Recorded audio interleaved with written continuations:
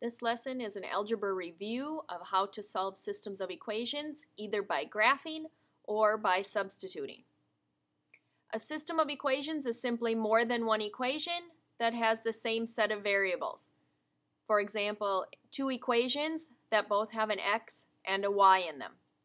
The solution, if there is one, would be an ordered pair, a point where the two equations would intersect if they're graphed. The three kinds of solutions that you can have are listed here. For example, if your two equations intersect, they will intersect in a point, and the solution would be the coordinates of that point. If your two lines happen to be running parallel, then the lines would not intersect, and so therefore we would say that they have no solution.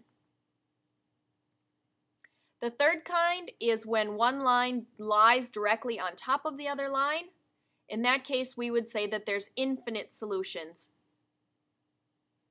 to the problem.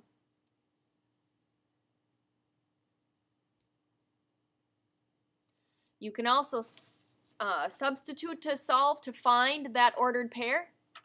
The steps for using substitution to solve a system are as follows.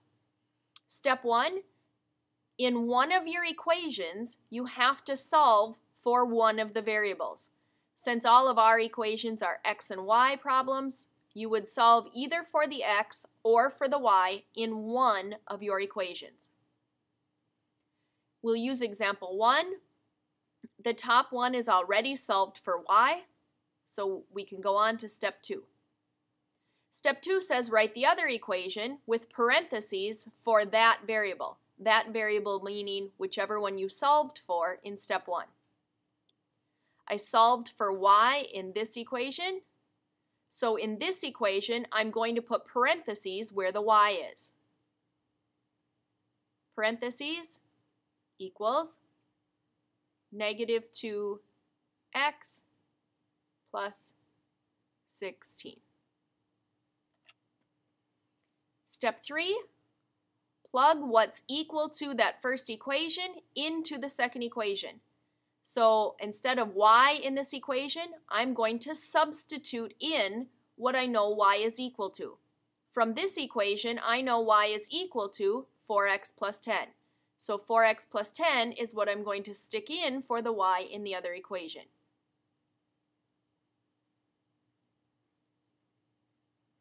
And from this, it's just an algebra problem.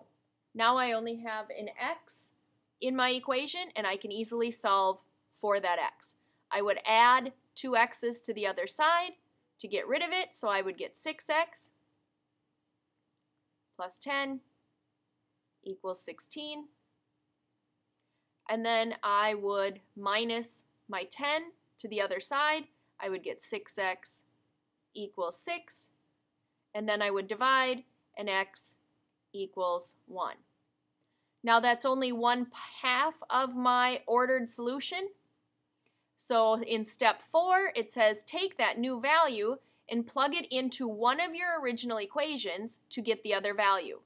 So to get my y value now, I will take my x value, which is 1, and plug it back in. 4 times 1 is 4, plus 10 is 14. My y value would have to be 14. So the solution to this problem would be 1, 14. If I were to graph these two lines, they would intersect at the point 1, 14.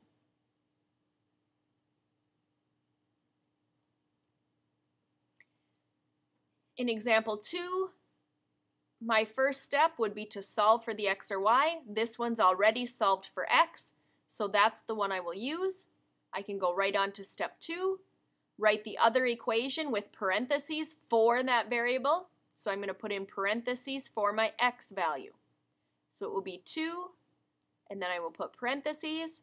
And I usually write out the entire rest of the equation so I don't forget any of it. So it'll be 2 parentheses plus 2y equals 12. And then in my parentheses, from step 3, plug what's equal to that variable. So I'm going to take y plus 3, and that's what I'm going to stick in for x.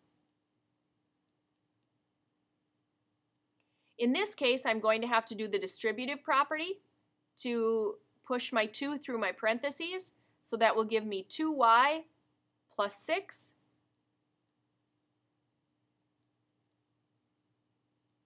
And then I would write the rest of the problem, plus 2y equals 12. And I'm going to put my like terms together. So 2y and 2y is 4y.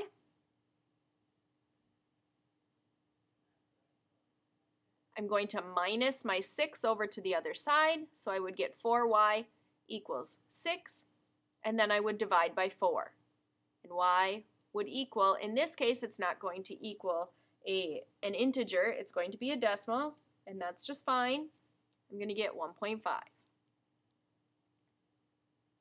Now to get my x value, I simply take my 1.5 and plug it back into one of my original equations. 1.5 plus 3 would give me my x value of 4.5.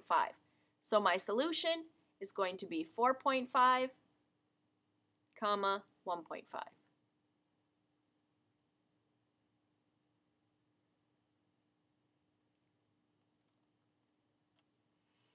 Example 3, I already have one set equal. I can skip to the second step where I write the other equation with parentheses. This one I have solved for y, so I will write this equation and I will put in parentheses for my y value. So I will write x equals parentheses minus 4. And then step 3 says to substitute in what's equal to that variable. So x plus 4 is what's equal to my y. So x plus 4 is what I will put in here.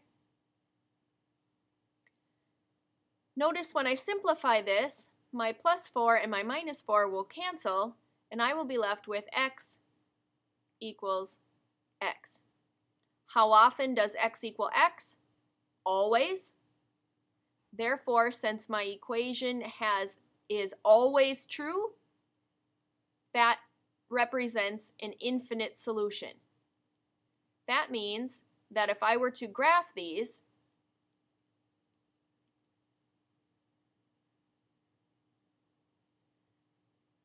one of the equations would land directly on top of the other.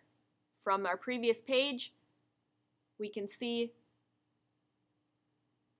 maybe,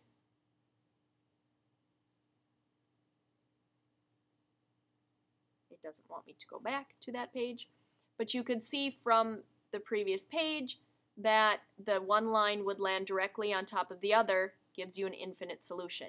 That's what it looks like when you solve it. You get one thing equal to itself, which is always true. There it goes. Infinite solution. So if we graph those two lines, that's what they would look like, and that tells us that there's an infinite number of times that they intersect each other.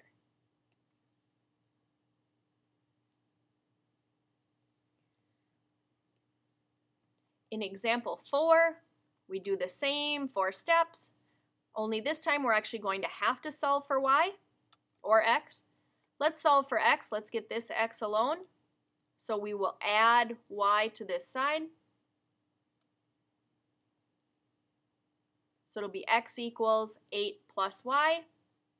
Now in this equation, I will put in parentheses for my x. So it'll be 5 parentheses minus 5y equals 10. And in this one, I'm going to put in what my x was equal to, 8 plus y. When I distribute, I get 40 plus 5y minus 5y equals 10.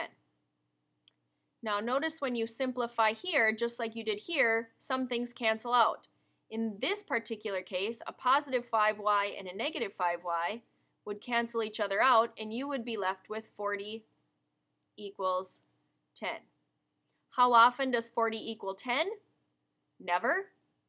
Therefore, the answer to this one is no solution.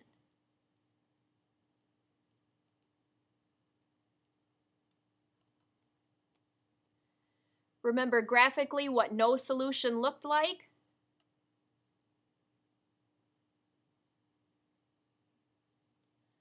Was that the lines would be parallel. So in that problem, if I were to graph those, my lines would be parallel. They have the same slope. They would be parallel, and so therefore there is no solution. They do not intersect. These two had solutions. They intersected. This one had infinite solutions because one line, when I graphed it, would lie directly on top of the other. This one had no solutions because if I graphed these, the lines would be parallel. That concludes this lesson on systems of equations and solving them either by graphing or by using substitution. The homework for this assignment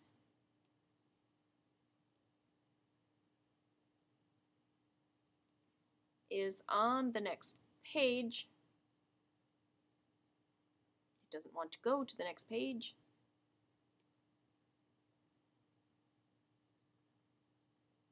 So I will tell you, the homework assignment is on page 2,